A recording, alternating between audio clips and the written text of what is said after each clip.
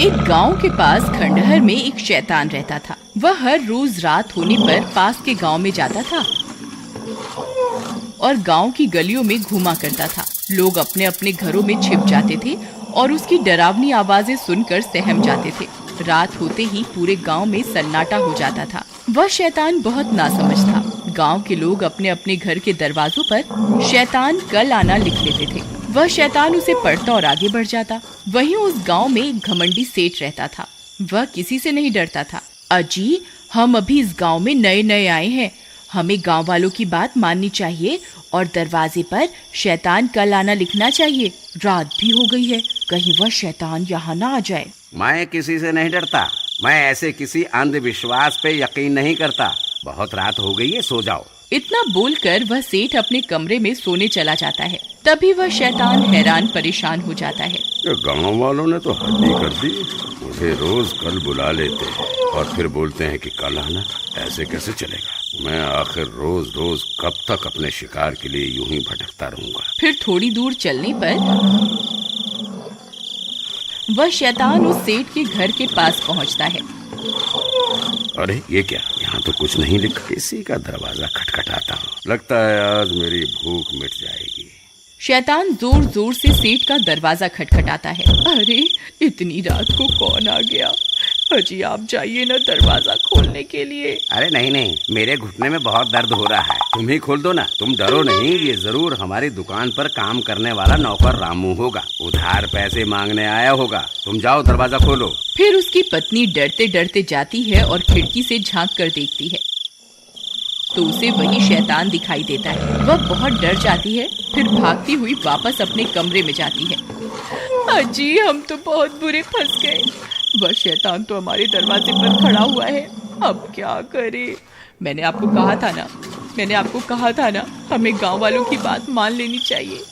लेकिन आप तो बोलते थे मैं किसी से नहीं डरता, तो आप क्यों भीगी बिल्ली बन रहे हो? मूर्ख औरत, धीरे नहीं बोल सकती क्या? अगर इतनी तेज तेज चिल्लाएगी तो जो बाहर तुम्हारे मायके से आया है ना, वो हमें कच्चा ही खा जाएगा। अब क्या करें? कहाँ छुपें?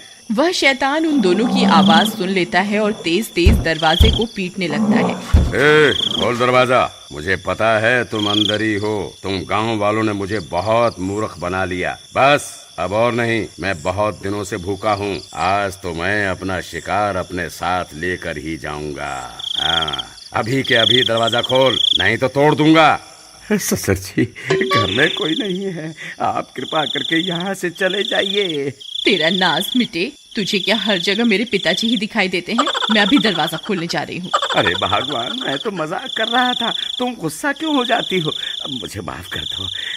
आगे से कभी ससुर जी का मजाक नहीं उड़ाऊंगा। अजी, मैं तो आपको माफ कर दूंगी, लेकिन मुझे नहीं लगता ये शैतान आज हमें माफ करने वाला है। तभी वह शैतान दरवाजा खोल देता है। अब तुम्हें मुझसे कोई नहीं बचा सकता। अरे भागो रे, आज तो ये शैतान हमें जिंदा ही खा जाएगा। अरे कोई मुझे बचाओ, बचाओ। वह सेठ और उसकी पत्नी वहाँ से भागने लगते हैं। उनके घर में छोटा सा कुत्ते का बच्चा होता है। इतना शोर शराबा सुनकर वह भी बाहर आ जाता है और उस शैतान को देखकर भौंकने लगता है। तभी सेठ और उसकी पत्नी पीछे के दरवाजे से भाग जाते हैं। अरे बच गए रे, आज तो बाल बाल बच गए। मोती, मैंने उसकी आवाज सुनी थी। वो शायद उसी शैतान के ऊपर भौंक रहा था। वो अभी भी घर के अंदर ही है।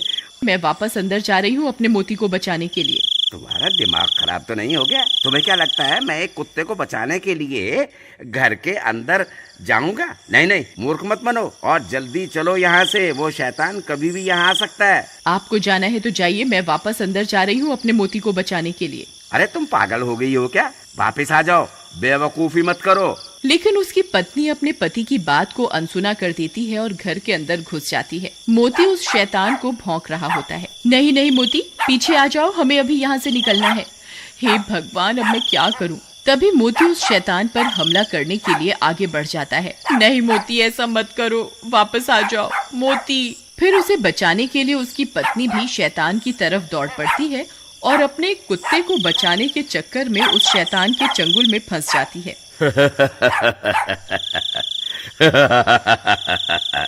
बहुत दिनों के बाद कोई शिकार हाथ लगा है। मोती, तुम भागो यहाँ से, भाग जाओ, मेरी फिक्र मत करो, अपनी जान बचाओ। फिर वह शैतान उसे उठाकर अपने साथ लेकर चल पड़ता है। अरे कोई है, कोई मेरी मदद करो, कोई मुझे सुन सकता है, कोई तो मुझे बचाओ। सब गांव वाले अपनी अपनी खिड़कियों से इस मंजर को देखते रहते हैं, लेकिन मदद के लिए कोई भी आगे नहीं आता। सब डर के मारे अपने अपने घर के अंदर छिपे रहते हैं।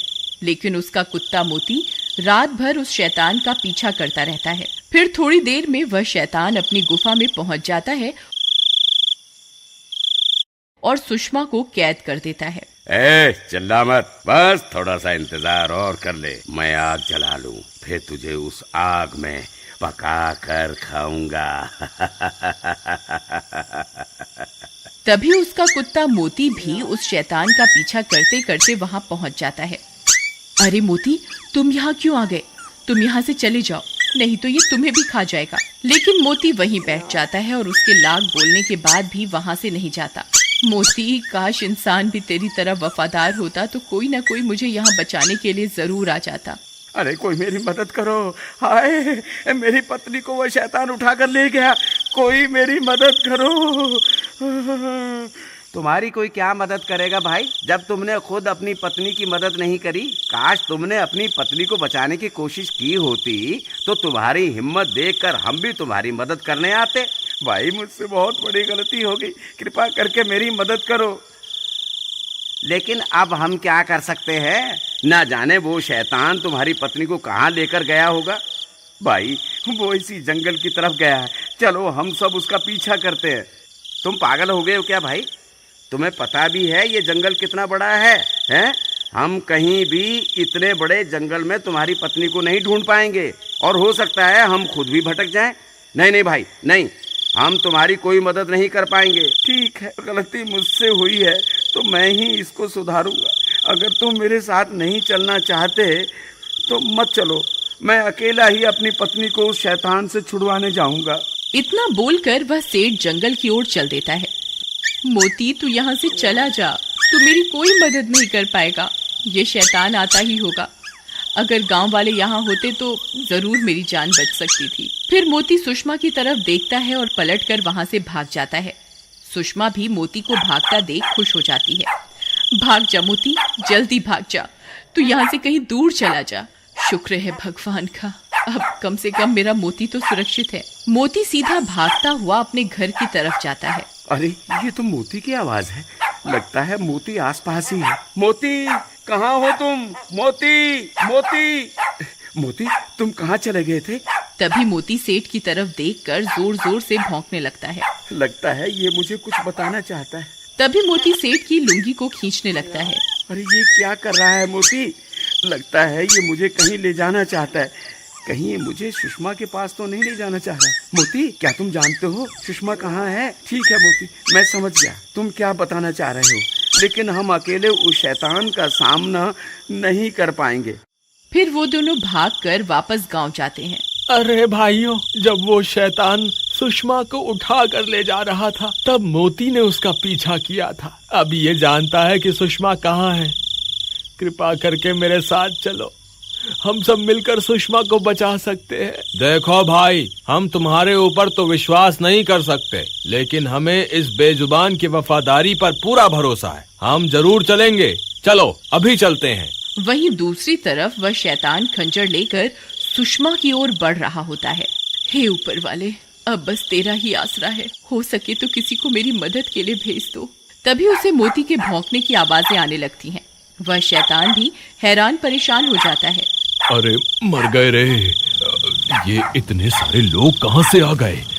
इनके हाथों में तो मशाल भी है। लगता है मुझे यहाँ से भागना ही होगा। हे ऊपर वाले, तेरा लाख लाख शुक्र है, तूने मेरी सुन ली। तभी सब गांव वाले हाथों में मशाल लेकर वहां पहुंच जाते हैं। वह शैतान इतने सारे लोगों को हाथ में मशाल लिए हुए देखकर डर जाता है। फिर वह शैतान वहां से भाग जाता है और सुषमा भी आजाद हो जाती है। मोती, तुम वापस आ गए मेरी जान बचाने के लिए। अगर तुम्हें कुछ हो जाता तो?